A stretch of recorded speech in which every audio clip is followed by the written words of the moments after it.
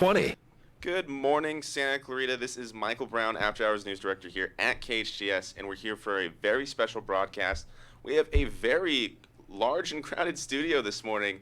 I'm joined by Sergeant Shoemaker and Deputy Acosta from the Santa Clarita Valley Sheriff Station, along with Carrie Lujan from the City of Santa Clarita, and last but certainly not least, Shirley Miller, also from the Santa Clarita Valley Sheriff Station. How's everybody doing this morning?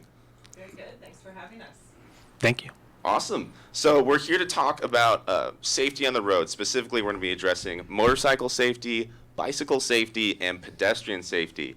So first off, let's start with motorcycle safety. And we were talking a little bit before, and I'm really glad that we did, because I learned that Deputy Acosta, you were at a recent one a little bit ago, a motorcycle collision over on Bouquet Canyon Road and Valencia. Tell me a little bit about that. Yeah, correct. My partner and I, we were rolling northbound on Railroad, approaching Soledad and Valencia Boulevard.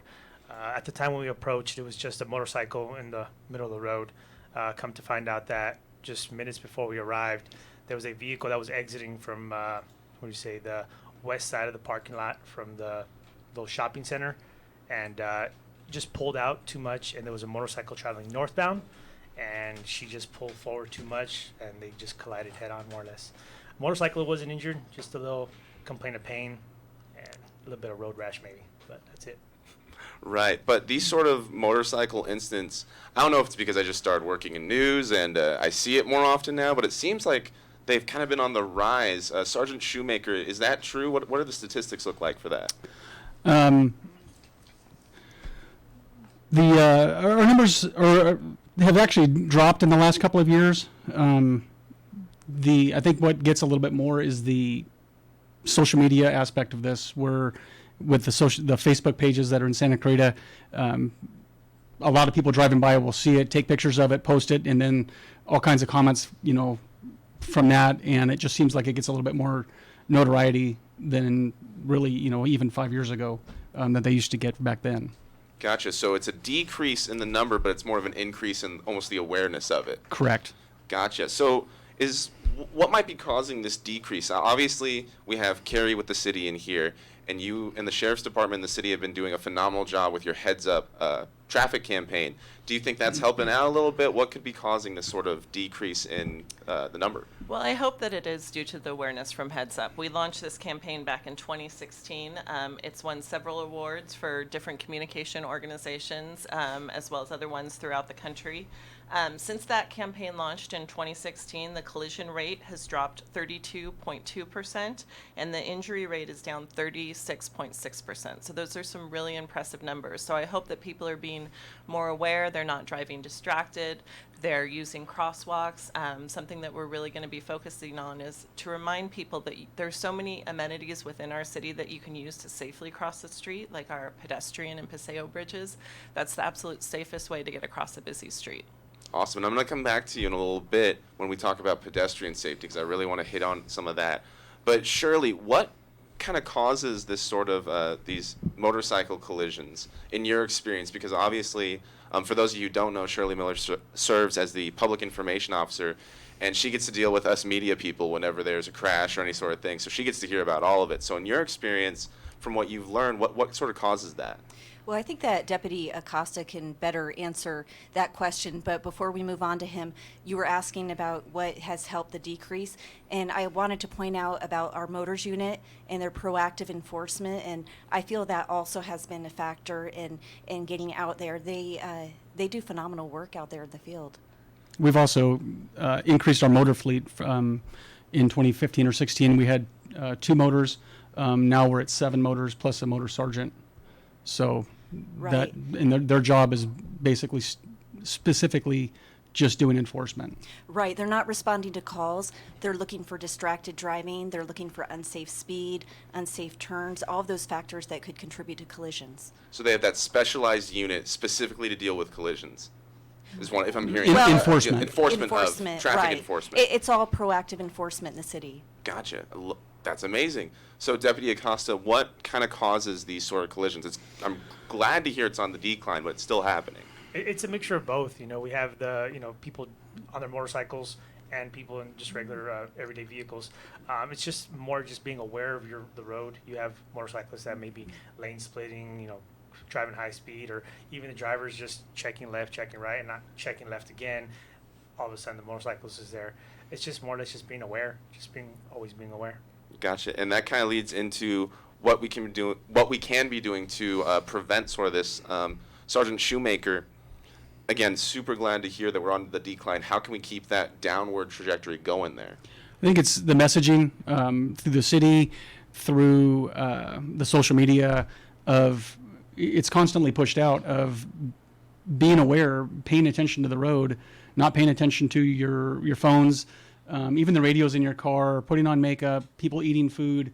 Those are all distractions when driving, and that takes your focus away from where your eyes really should be. Right, so we need to become less distracted when we're driving, and especially on a motorcycle, because it's essentially just you in the road. There's no protective car around you. Correct. Well, we will be right back after a few messages. This is Michael Brown here with Shirley Miller, Carrie Lujan, Deputy Acosta, and Sergeant Shoemaker.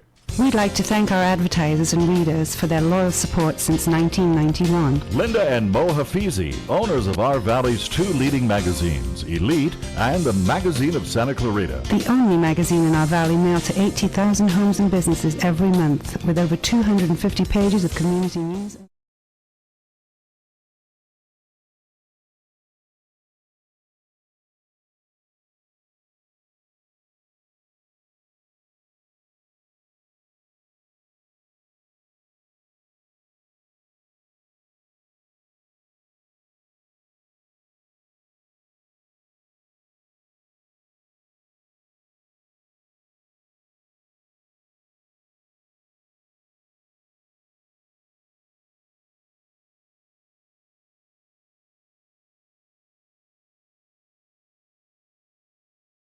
Sierra Highway in Canyon Country. Fast in and out, America runs on Duncan. 98.1 FM and AM 1220. Welcome back. This is Michael Brown with the KHTS News Team, and we're here with quite a large crowd for you. We've got Sergeant Shoemaker, we got Deputy Acosta, we got Shirley Miller, all with the Santa Clara Valley Sheriff's Station, and we've got Carrie Lujan with the city. Carrie, during this little break we had, we were talking about the traffic safety team. Could you tell me a little bit about that? Absolutely. So back in 2016, we saw a 75% increase in pedestrian-involved fatalities within the city. In response, the city teamed up with our sheriff's station and formed the traffic safety team. And we're focusing on the 3 E's, which is enforcement, engineering, and education. So as we were talking about earlier, our sheriff's department is working on proactive enforcement. We have more motor deputies out there on the streets. Shirley and I are working on the education portion of it, pushing out information on the Heads Up campaign. And we also are teaming up with the city's engineering department to see what kind of engineering enhancements we can do to make the road safer. Whether it's additional protected left turn lanes, we have the pedestrian blank out signs at several intersections in the city.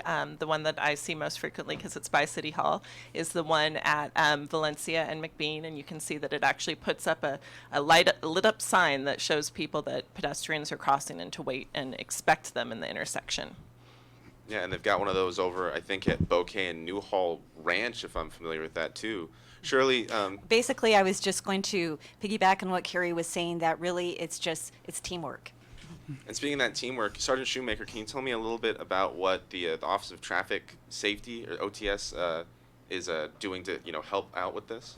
We receive, or the Sheriff's Department in general receives grant money from the Office of Traffic Safety to do specific types of enforcement. Our department divvies that money up to the different stations, and our station gets grant money to do 4 different types of operations: DUI saturation patrols, bicycle pedestrian safety, motorcycle safety, and we call PCF, which is our primary causal factor enforcement, which can be really anything that causes collisions. They go out and then do enforcement looking for those types of violations.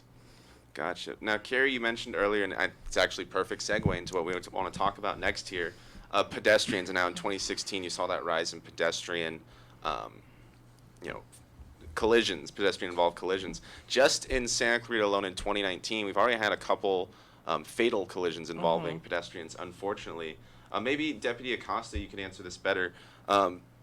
what does that look like? I know we talked about the statistics of the motorcycle collisions going down. What about pedestrian collisions? Are they going up, going down, staying the same? So same thing as the other one. Our pedestrian collisions are down.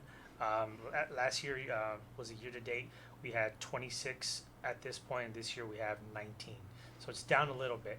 And year to date, as of the 30th, we have one pedestrian fatal, and I think we may have had one more after that. I'm not too sure.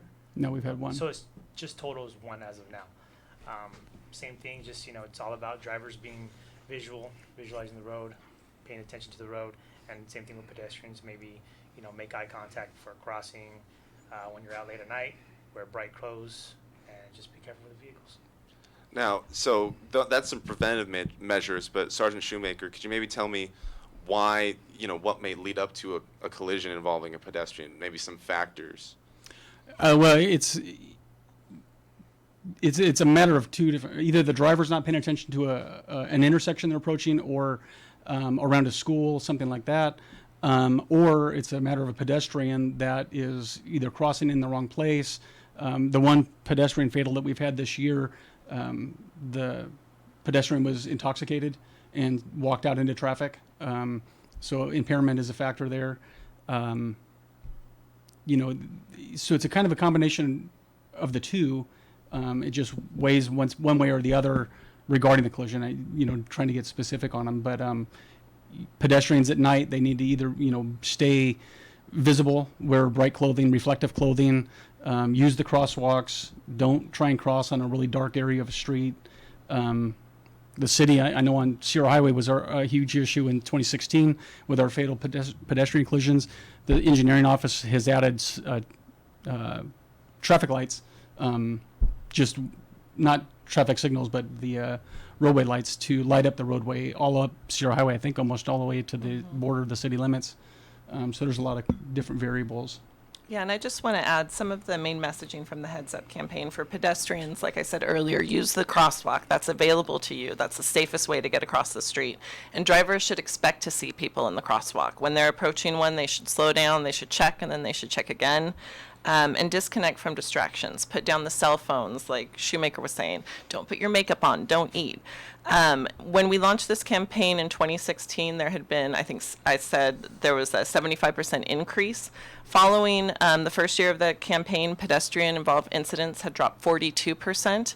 And in 2017 and 2018, we didn't have a single pedestrian or cyclist life lost in the city. So that's something that's really impressive and that we're really proud of, and we want to keep that going. Of course, we had the tragic accident that Shoemaker was addressing, but we just want to remind people, use the crosswalk, avoid distractions. Exactly, and I'm glad you talked about the Heads Up campaign, because it seems from talking to you guys and from prior experience that once you guys instated that campaign, the Heads Up campaign, and then also the traffic safety team back, it seemed around the same time, 2016, is really when this all started to decrease and things started to get better for motorists and pedestrians, bicyclists, motorcyclists. So I'm really glad that you're here talking about that Heads Up campaign. Stay tuned. We'll be right back. We'll be talking about bicycle safety. I'm Michael Brown with KHTS. When your child learns who they are, they can take on anything that life throws their way. That's the focus of ILEAD Agua Dulce, a tuition-free charter school just off the...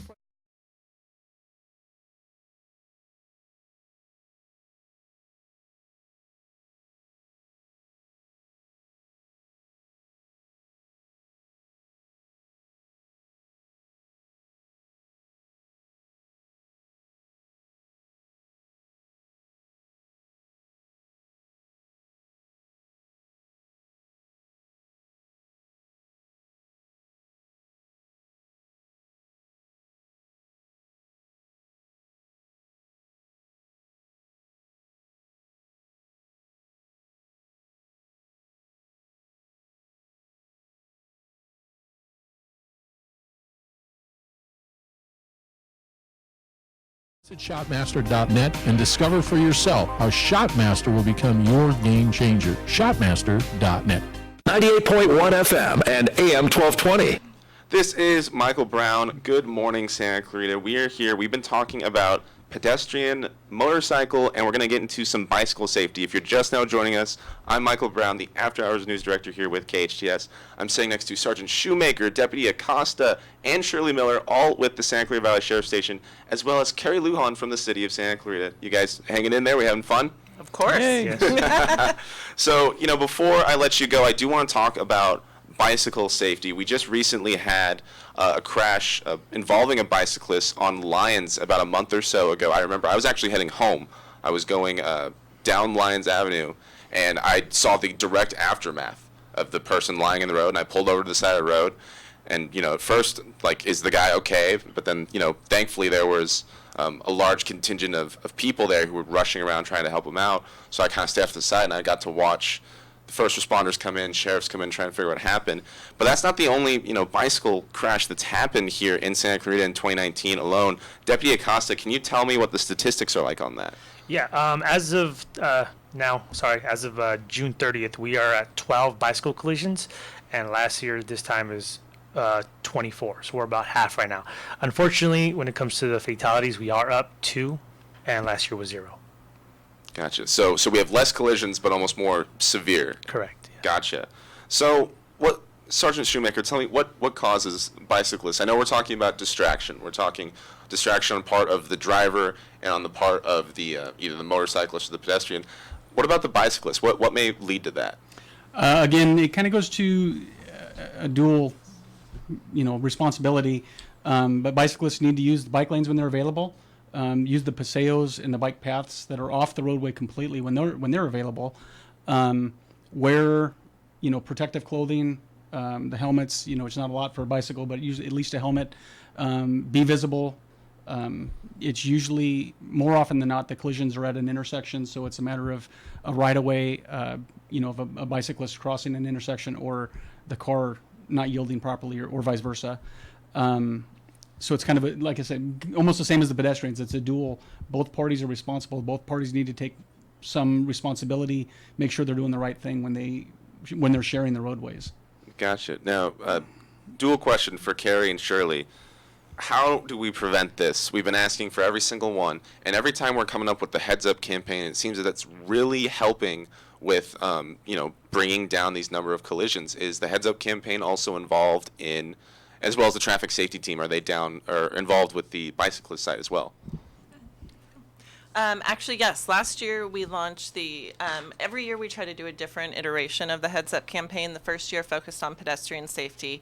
Last year focused on cyclist safety. And this year we're moving into a DUI prevention campaign.